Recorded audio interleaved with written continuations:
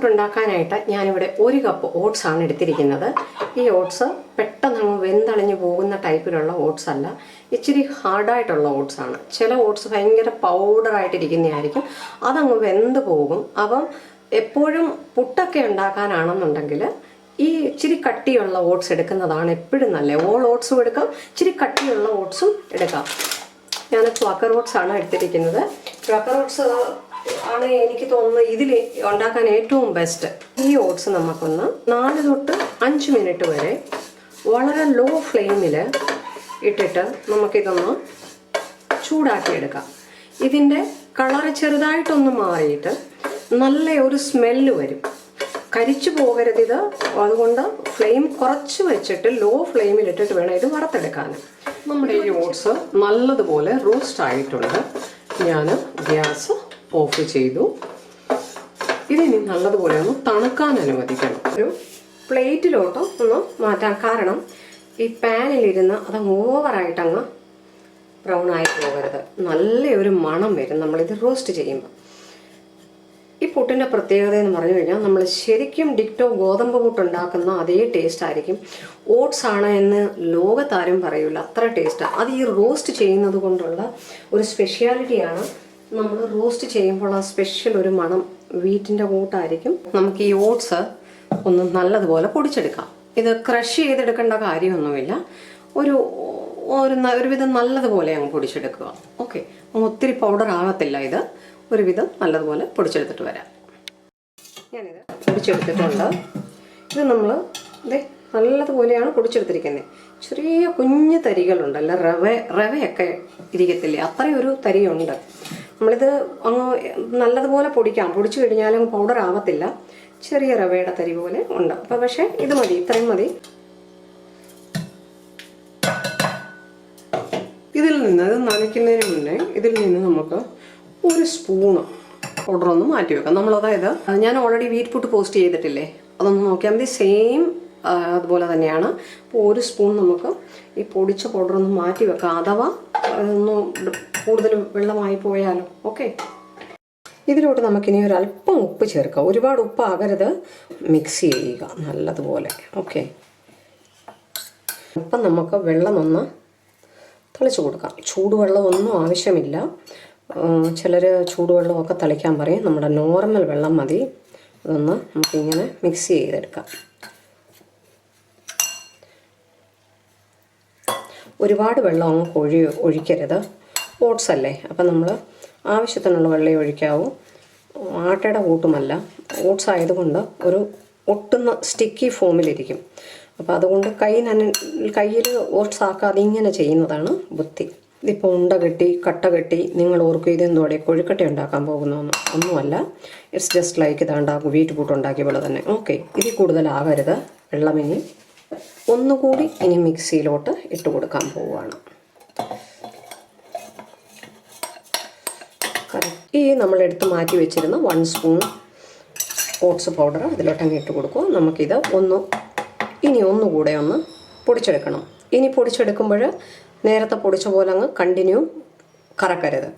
ഇനി നമ്മളിത് പൊടിക്കുമ്പോൾ നനച്ചു കഴിഞ്ഞ് പൊടിക്കുമ്പോൾ ക്രഷ് ബട്ടൺ വേണം പ്രസ് ചെയ്യാൻ. അതായത് ഇടത്തോട്ട് തിരിക്കുക, അല്ലെങ്കിൽ ആ മഞ്ഞ കളറിലുള്ള ബട്ടൺ. ഓക്കെ, ഒരു 3-4 പ്രാവശ്യം ഒന്ന് ചെറുതായിട്ട് ക്രഷ് ചെയ്ത് ആ ബട്ടൺ ഒന്ന് പ്രസ് ചെയ്തായി ക്രഷ് ബട്ടൺ. അപ്പോൾ അങ്ങനെ എടുക്കാം. നമ്മൾ വീറ്റ് പുട്ട് പോസ്റ്റ് ചെയ്തിരിക്കുന്നത് അതല്ലെന്നുണ്ടെങ്കിൽ നമ്മൾ ഫുൾ കറക്കി പൊടിച്ചെടുക്കുകയാണെന്നുണ്ടെങ്കിൽ ആദ്യം നമ്മൾ പൊടിക്കുമ്പോൾ നല്ലതുപോലെ പൊടിച്ചെടുക്കുക. നനച്ച് കഴിഞ്ഞ് പൊടിക്കുമ്പോൾ ക്രഷ് ബട്ടൺ ഉപയോഗിച്ച് 2-3 പ്രാവശ്യം പതുക്കെ ഒന്ന് ഇത് ചെയ്തിട്ട് പൊടിച്ചെടുക്കുക. അപ്പോൾ നമ്മളിത് പൊടിച്ചെടുത്തിട്ടുണ്ട്. അപ്പോൾ ഇതിലോട്ട് ഇട്ട് കൊടുക്കാം.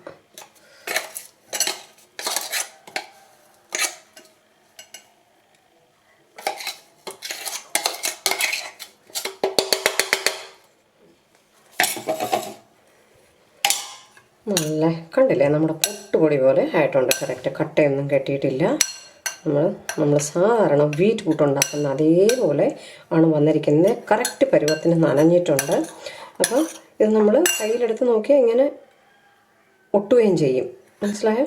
ഇപ്പോൾ ഇത് സെപ്പറേറ്റ് കിടക്കുകയാണ്. ആ 1 സ്പൂൺ പൗഡർ നമ്മൾ ചേർക്കുന്നതുകൊണ്ടും പിന്നെ നമ്മൾ ക്രഷ് ചെയ്തെടുക്കുന്നതുകൊണ്ടുമാണ്. ഇത് കട്ട കെട്ടാതെ ഇങ്ങനെ തന്നെ ഇരിക്കണം. അപ്പോഴാണ് ഗോതമ്പ് പുട്ട് കൊണ്ടുണ്ടാക്കിയിട്ട് അതേ ടേസ്റ്റ് ആയിരിക്കും. പക്ഷേ ഗോതമ്പ് പുട്ടിനേക്കാളും ഹെൽത്തിയാണ്, ഓട്സാണ്. ആരും വിശ്വസിക്കില്ല ഇത് ഓട്സ് പുട്ടാണെന്ന് കേട്ടോ. ഞാൻ എപ്പോഴും ഉണ്ടാക്കുന്നതാണ്. അതുകൊണ്ട് ഇനി നമുക്ക് പുട്ടുണ്ടാക്കാൻ തുടങ്ങാം. അപ്പോൾ നമ്മൾ പുട്ടിന് തിളയ്ക്കാനായിട്ട് സ്റ്റീം ചെയ്യാനായിട്ട് വെള്ളം വെച്ചിട്ടുണ്ട്. നിങ്ങൾക്ക് ഇഡ്ഡലി കുട്ടുകത്തിലും ഈ പുട്ടുണ്ടാക്കിയെടുക്കാം. ചിരട്ട പുട്ട് വേണമെന്നുണ്ടെങ്കിൽ ചിരട്ടയിലും ഈ പുട്ടുണ്ടാക്കിയെടുക്കാം. നമ്മൾ സാധാരണ പുട്ടുണ്ടാക്കുന്ന അതേ രീതിയിൽ എങ്ങനെ വേണേലും പുട്ടുണ്ടാക്കിയെടുക്കാം. ഞാൻ ഈ വലിയ നമ്മുടെ ഈ ഹോളില്ലേ അതിൻ്റെ ചില്ല് ഇട്ട് കൊടുക്കുകയാണ്. ഓക്കെ, ഇതിലോട്ട് നമുക്ക് കുറച്ച് തേങ്ങ ഇട്ട് കൊടുക്കാം.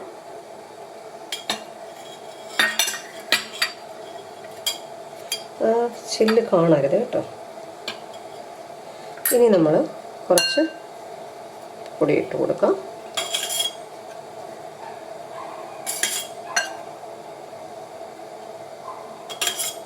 സാധാരണ പുട്ട് ഉണ്ടാക്കുന്നത് അതുപോലെ തന്നെ. ഞാനിപ്പോൾ ഇതൊരു 2 പാർട്ടായിട്ട് ഇടയ്ക്ക് ഇട്ട് കൊടുക്കും. ചിലർ ഇടയ്ക്കിടയ്ക്ക് തേങ്ങ ഇട്ട് കൊടുക്കും. അപ്പോൾ ഞാൻ അത്ര ഇട്ട് കൊടുക്കണില്ല.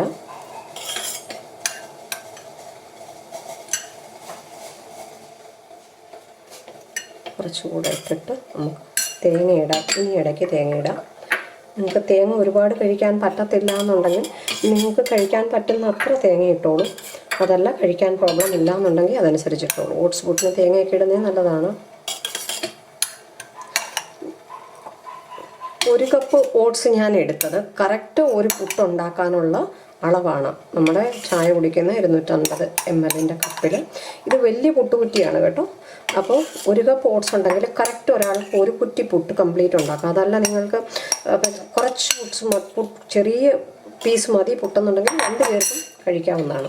അപ്പോൾ നമ്മൾ ഇനി മുകളിൽ കൂടി ഒരൽപ്പം തേങ്ങ വിതറി കൊടുക്കുക. ഇനി ഇത് നമുക്ക് അടച്ച് സ്റ്റീം ചെയ്യാൻ വെക്കാം. അപ്പോൾ നമ്മുടെ വെള്ളം ഇവിടെ തിളച്ച് കിടക്കുകയാണ്. നമ്മൾ സ്റ്റീം ചെയ്യാൻ വെച്ചു.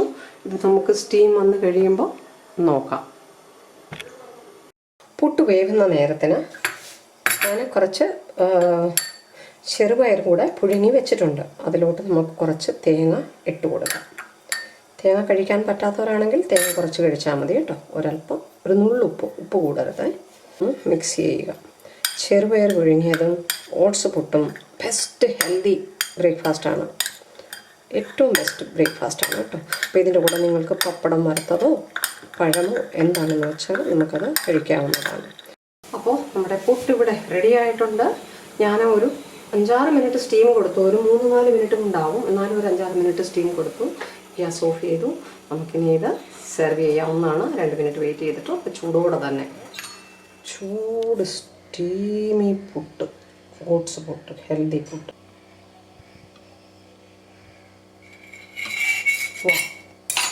Is looking yummy. അല്ല ഭയങ്കര സോഫ്റ്റ് ആണെന്നുള്ളത്. ഇത് സോഫ്റ്റ് ആണെന്ന് നമ്മൾ നനയ്ക്കുന്നതനുസരിച്ച് ഇരിക്കും കേട്ടോ. അപ്പോൾ ഒരുപാട് എല്ലാവർക്കും ഇഷ്ടമായി എന്ന് കരുതുന്നു. ഇത്ര ഹെൽത്തി ആയിട്ടുള്ള നമ്മളുടെ ബ്രേക്ക്ഫാസ്റ്റോ ഡിന്നറോ ഒക്കെ നമുക്ക് നമ്മളെ പയറും കൂടെ നമുക്ക് വെക്കാം. ബെസ്റ്റ് ബ്രേക്ക്ഫാസ്റ്റാണ് കേട്ടോ.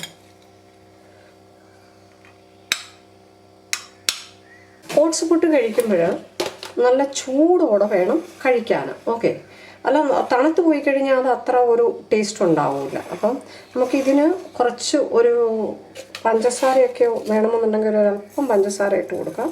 പഞ്ചസാര കഴിക്കാൻ പറ്റാത്തവരാണെങ്കിൽ അതിൻ്റെ ആവശ്യമില്ല, അല്ലാതെയും കഴിക്കാം. ഭയങ്കര ടേസ്റ്റാണ്. ശരിക്കും പുട്ട് കഴിക്കുന്ന നമ്മുടെ ഗോതമ്പ് പുട്ട് കഴിക്കുന്ന അതേ ഒരു സ്മെല്ലും ടേസ്റ്റും ഒക്കെയാണ് ഇതിന്. എല്ലാവർക്കും ഇഷ്ടമായി എന്ന് കരുതുന്നു. Thank you so much for watching. അടുത്ത ഒരു അടിപൊളി റെസിപ്പിയുമായി വരുന്നത് വരെ till then take care. Bye. Thank you. ഭയങ്കര ടേസ്റ്റിയാണ്. അപ്പോൾ ഞാൻ കഴിക്കാൻ പോവുകയാണ്.